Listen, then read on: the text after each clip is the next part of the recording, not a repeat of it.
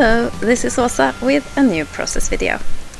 Today I'm working with two photos of my daughter, and she's playing at the beach, the same beach as the last two layouts, so I'm still on this mini project of mine, and I had the idea that I would go create paper on this page.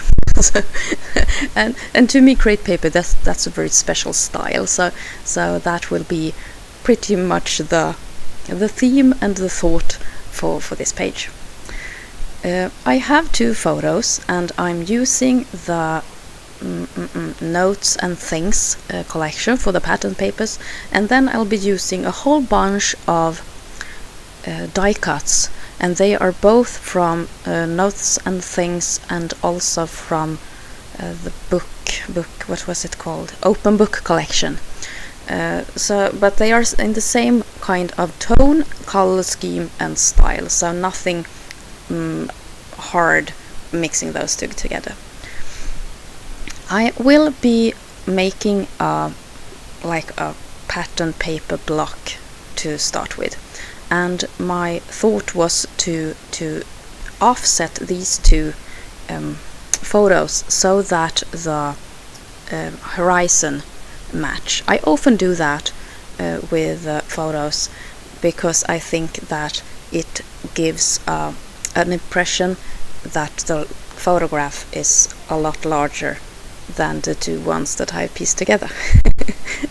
So the feeling becomes larger if you get this one horizon line. So at the same time I get that fun effect of having the photos on different heights, and that's not something that I usually do if I don't have this obvious horizon difference.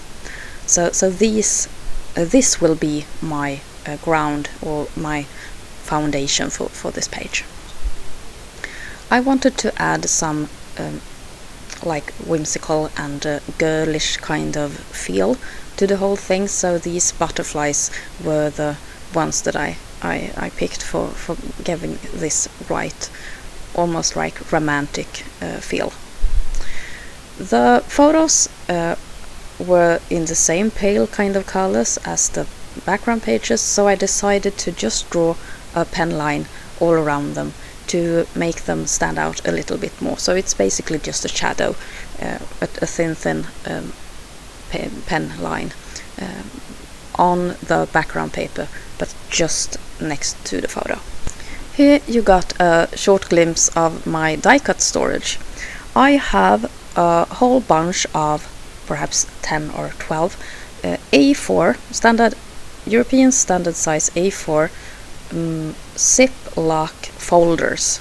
They are not Ziploc bags, not a flimsy kind of Ziploc bags, so they are really sturdy, and I have them standing up in a box, so they are really easy and to flip through, and I have labeled them with my label maker so that I know exactly what's in them.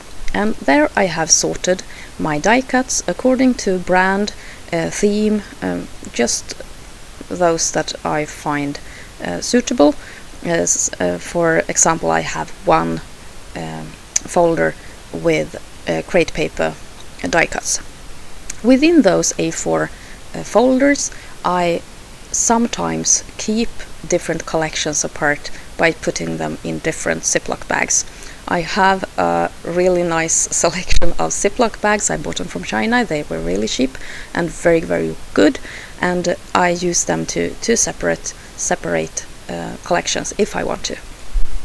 Here I had two Ziploc bags, and I think after I've made this layout I won't need to have them separate because I only have one or two die cuts left from the open book collection. Here are the selection that I made. It's lots of pinks, and I'm not sticking to some kind of theme, so they are really generic and nothing special about them. Some of the flowers there will have to go later, but I will just layer them into 3 different clusters. And it was not my meaning that this was going to happen off camera. It just stopped and I had no clue that I was not recording. So I'm sorry that you didn't get to see the layering here. Now when I for once do layering, I was really sad that I couldn't show it on the film. I'm using a border strip that I had from also stored in that die cut collection, and I'm using it just to give more elements of the same kind to these clusters. I thought that scalloped border fit perfectly with the theme, and it also brought a little bit more pink into the whole project. So many of these die cuts, they are not themed in any way. That's what I think is the best with these die cut packs, especially those from Crate Paper. You can use them together with just any theme. It's more about color and what the feeling that they give, but they are very easy to use and very generic. And I remember that when I got the open book collection, I just looked at those die cut. They were so pretty, and I wanted to place them all on the pages I made. I have a white space there between the lower left and the lower right photo embellishment clusters, and that will be the spot for my title. But originally it looked very sharp. The edges of that white space was very sharp, so I had to remove that tag there, or like flag there, that says "Love this," and let the camera and the flower be the edge. I have cut the title using my Silhouette Cameo, and it's in white. It's in white watercolor paper because I want to use my watercolors again. So it will be the same kind of method that I used for last layout, and I will color the letters after I have glued them down to the paper, because I thought that worked really well last time. So I'm doing that again. This is the third page from this outing that we did, and I will make one more, then I don't have any photos printed left, so I think that will be the finale. So next page will also be about this outing, and then I'll move on to another project. The title for this page, I'm using the nickname for my daughter, the one she already got when we were at the hospital when she was born, and then I will write prettiest or loveliest before that. So it will be Finaste Snejsan, and that's just an exclamation mark of how sweet she is. So that's the title. And now I'm ready to bring out the watercolors. Painting pink up on white like this, it was a bit scary, because I was all the time really afraid of missing the letter and writing on top of the background paper.